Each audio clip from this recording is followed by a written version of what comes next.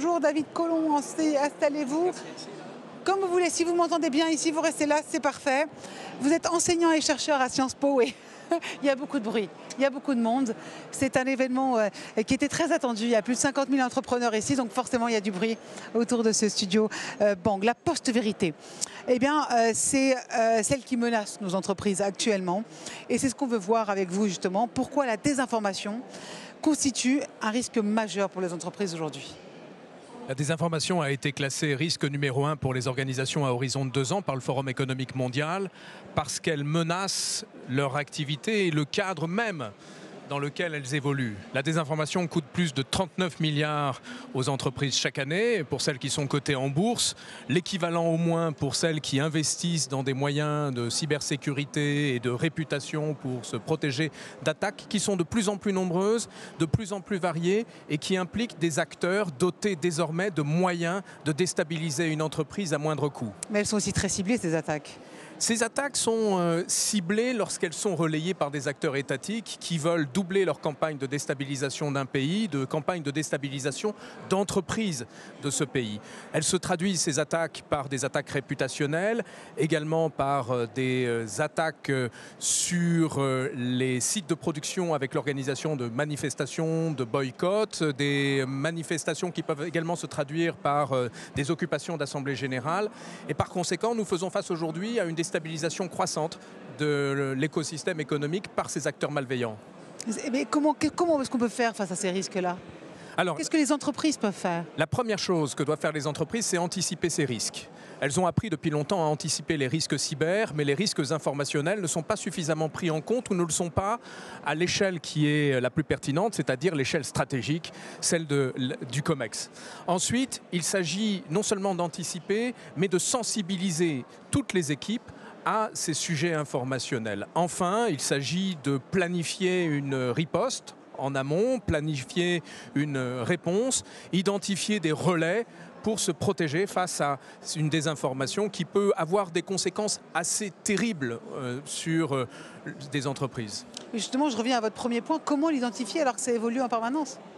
Alors, chaque entreprise a ses points de vulnérabilité sur le plan informationnel et communicationnel.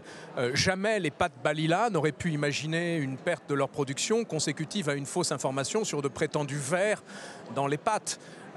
Nous sommes en présence d'attaques qui peuvent prendre des formes toutes plus inattendues que les autres, les unes que les autres, parce que nous sommes entrés dans l'ère de la post-vérité. Pourquoi est-ce qu'il est important, plus largement, que le secteur privé s'empare du sujet de l'intégrité de l'information? Parce que comme 2 prix Nobel d'économie l'ont rappelé il y a 2 jours à peine, une information de qualité est un bien public indispensable au bon fonctionnement de l'économie.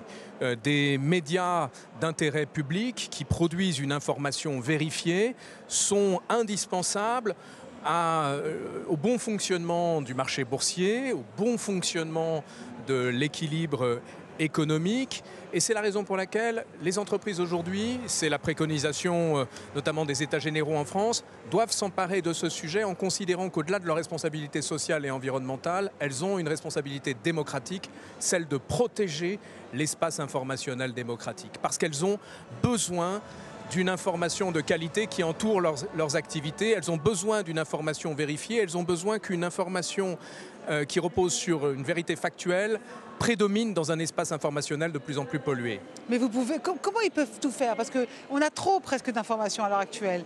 Et puis eux, un entrepreneur, dès le matin, il a trop de normes aussi. Comment est-ce qu'il va aller trier? Comment est-ce qu'il va savoir que c'est une vraie info? La première réponse est de s'impliquer dans des efforts collectifs visant à garantir l'intégrité de l'information. C'est ce que beaucoup d'entreprises font, par exemple, dans le cadre du Forum économique mondial, autour du Global Council on Information Integrity, auquel je participe. Beaucoup d'entreprises se mobilisent également pour favoriser le fact-checking et des initiatives de la société civile visant à préserver l'intégrité de l'information.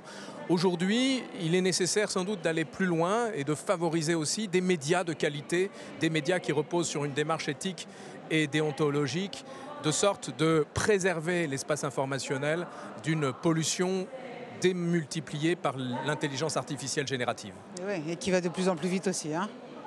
Voilà, merci beaucoup David Merci. Collomb, enseignant et chercheur à Sciences Po. Petite photo aussi, et je vous libère. À très bientôt. Merci beaucoup David.